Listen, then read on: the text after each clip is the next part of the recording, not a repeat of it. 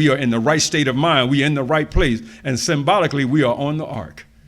So when the flood comes, we got protection. Y'all all right? Yes, praise be to Allah. You know, talking about that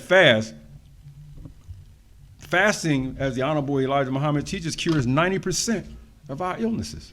Our sister Chuare, she covered that last week. She brought that up. 90%. Now, what is the other 10%? Well, that's physical stuff. I mean, that's, okay, we might have to do a little walking, do a little exercise, right? But isn't that a good thing? How are we going to go back to when we were 16? But look at this. Can you imagine knowing what you know now, and your body is that of a 16-year-old? Woo, the wisdom with youth, that's a good mixture. Well, that's what Allah God came to give us, and that's where we are right now. But I'm going to just change gears real quick, because the illnesses that we have now, people have the illness today, right now, is fear.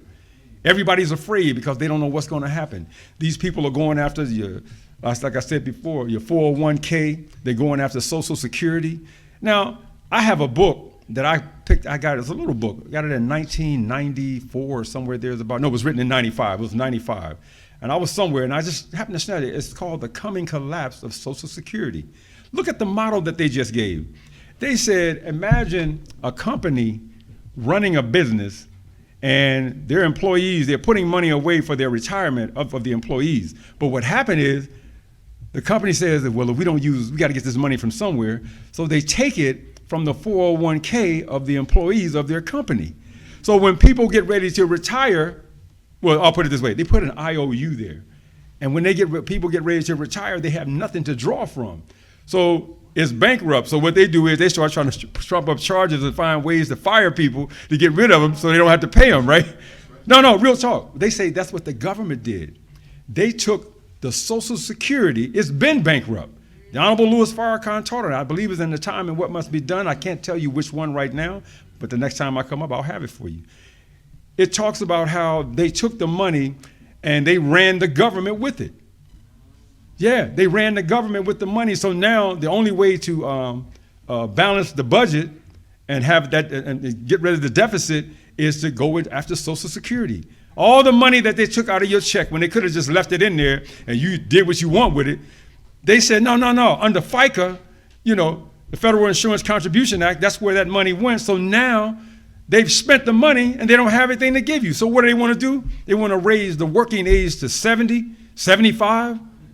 So they hope that you die on your post, if that's your post.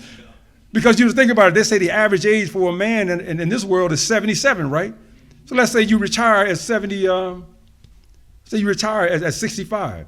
That means you got 12 years to try to enjoy your life before you checking out. Well, if they raise it to 75, guess what? You're going to have 2 years before you checking out.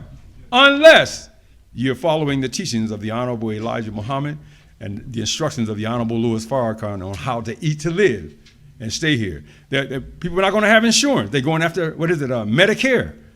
They're going after that. They're getting ready to cancel it. They say, oh, well, that'll help us save money. It'll help us run the government. But you know the real deal, family, their time is up. And no matter what they do, you're still checking out. You got to go. It's like if you ain't been paying your rent.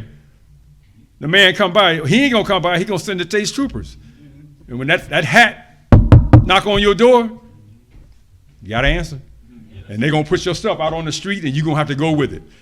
That's where America is right now. Allah is the eviction. He is the eviction officer. And he's telling them your time is up. And you're going to need to let go of my black people, your slaves, give them to me. Because you ain't doing nothing with them. And they don't want to do anything with us. They want to kill all of us. The same way they're doing the people over in Palestine. They say, well, what are we going to do about these Negroes? Well, you know, they call us something. They say niggas, right? What are we going to do about them? We don't need them no more. We don't need them to pick cotton. We don't need them to build our houses. We got all that stuff covered.